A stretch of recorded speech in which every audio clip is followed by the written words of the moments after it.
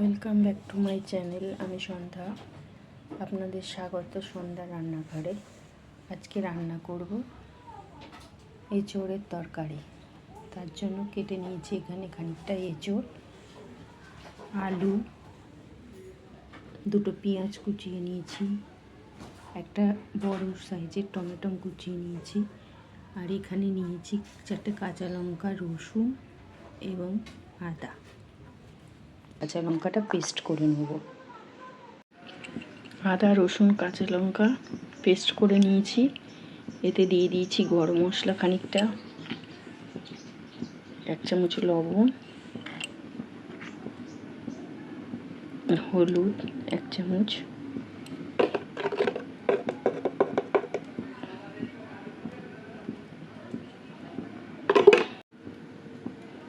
জিরের গুঁড়ো, কালারের জন্য লঙ্কার গুঁড়ো 1 চামচ।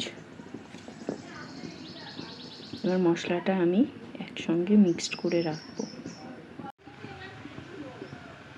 এঁচোড়ের তরকারিটা করার জন্য আমি কড়াতে তেল দিয়ে দিচ্ছি।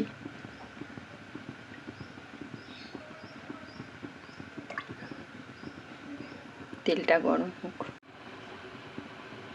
দেখো বন্ধু, তেলটা গরম হয়ে গেছে। এতে দিয়ে দেবো 2 তেজপাতা, লবঙ্গ, দারচিনি এবং এলাচ,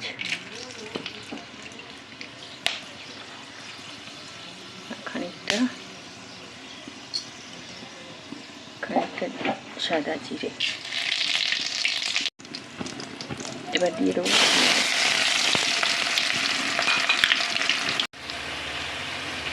পেঁয়াজের সাথে আমি আলুগুলোকেও ভেজে নিয়েছি। আলুগুলো ভাজা হয়ে গেছে। এবার আমি যে মশলাটা তৈরি করে রেখেছি আমি এটা দিয়ে দেবো।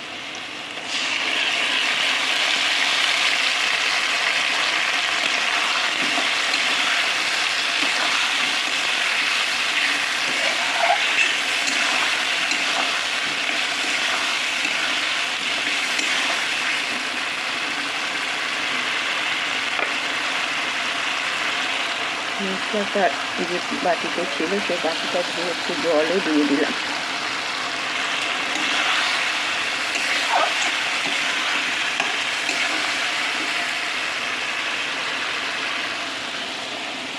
টমেটো কুচিটাও দিয়ে দিলাম। ভালো করে কষিয়ে নেব।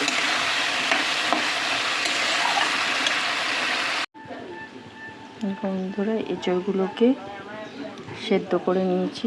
এঁচোড়টা একটু বেশি সেদ্ধ হয়ে গেছে। এদিকে আলুটা কষানো হয়ে গেছে, তেল ছেড়ে দিয়েছে মশলা থেকে। জল দিয়ে দেবো।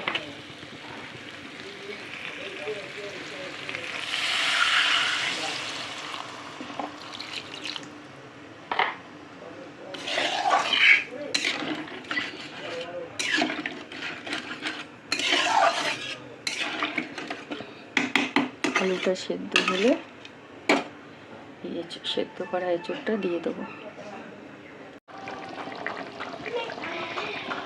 আলুগুলো সেদ্ধ হয়ে গেছে। এবার আমি দিয়ে দেবো এই সেদ্ধ এঁচোড়গুলো।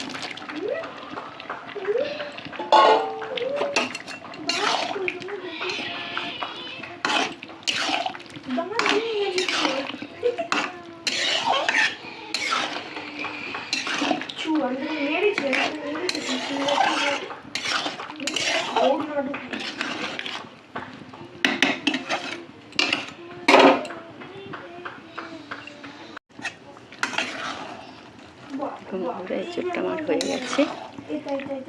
এবার এঁচোড়টা আমি নামিয়ে নেব।